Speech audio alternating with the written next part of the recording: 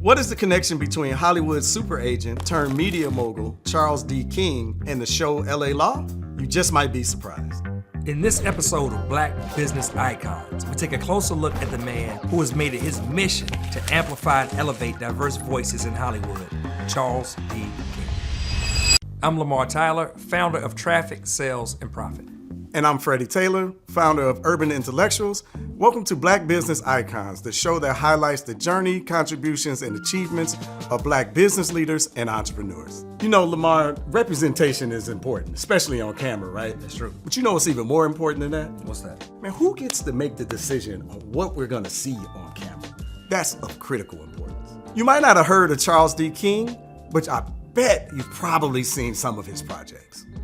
Charles D. King was born in Harlem, New York in 1969 to Dr. Winton King, a pediatrician, and Francis King, who wrote novels and poetry. King graduated from Southwest DeKalb High School in Decatur, Georgia, and from there, it was on to Vanderbilt University in Nashville for undergrad. Like many of us, that entrepreneurial spirit was present even then. So he took his love of creating and starting small, began making commercials, and as he calls them, cheesy print ads for extra money. King graduated from Vanderbilt with a degree in government and political science before heading off to law at Howard. While he was still at Vanderbilt, someone put a bug in his ear about entertainment law.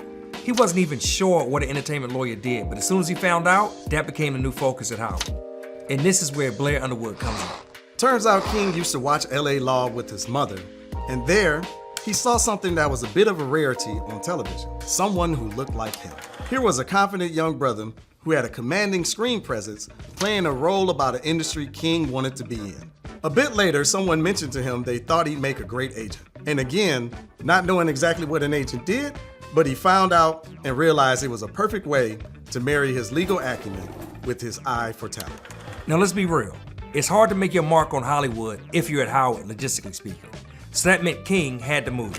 He packed a U-Haul with a couple of $100s to his name, and then he headed west.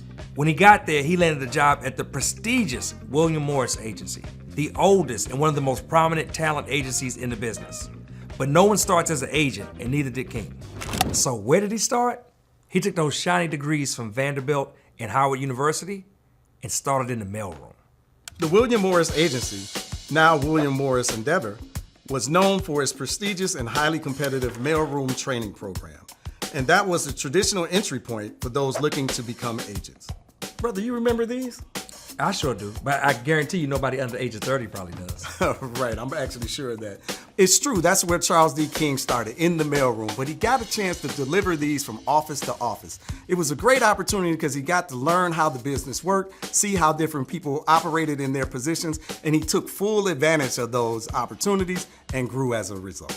Once out of the mailroom, King made steady progress through the ranks at William Morris, ultimately becoming SVP and running big motion picture meetings. In fact, King is the first, and to date, the only African American to rise from the training program in the Beverly Hills office to partner in the company's over 100+ year history.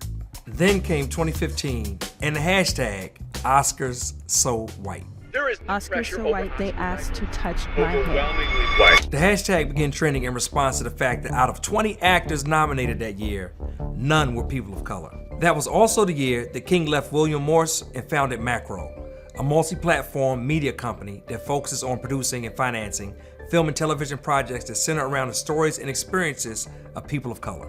One of the core tenets of Macro is that all of the stories they tell in any medium must have people of color as the lead, co-lead, or the driving through line, part of the growing demographic that King calls the new majority.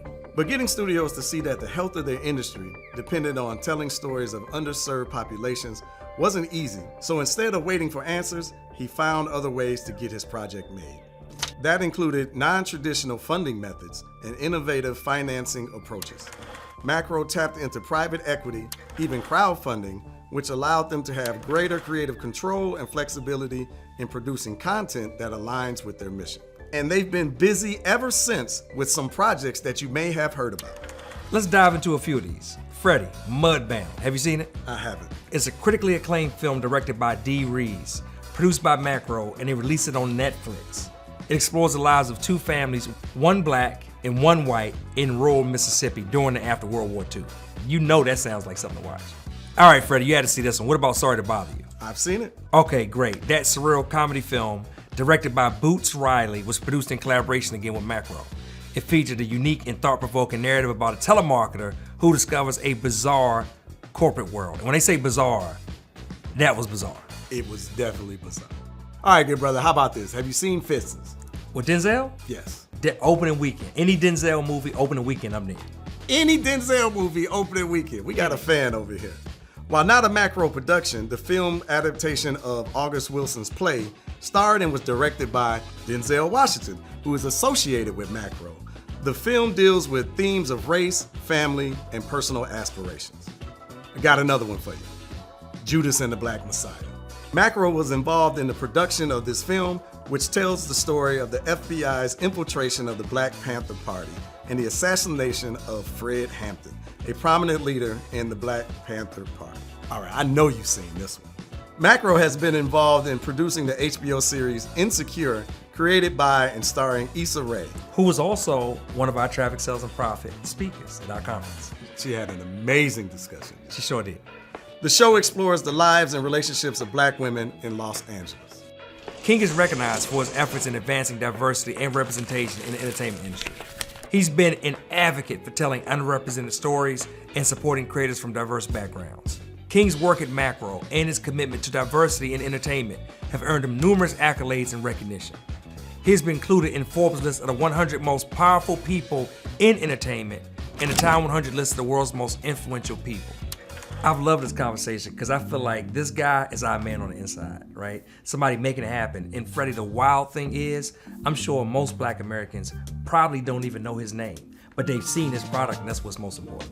Yeah, and his product has been really impactful for the community as well, inspiring, telling stories that we don't get a chance to see or hear. It's just really motivating to have a good brother like this on the inside. It is, man, and I love it because even though we have tons of people in front of the camera, we need more behind it. Very true. Hey, thank you for watching us at another episode of Black Business Icons. Hey, check this out. If you have a Black business icon that we should feature, but we haven't yet, do me a favor and hit us up on social media. You can find me at Lamar Tyler. You can find me at Urban Intellectuals. Thank you for watching Black Business Icons.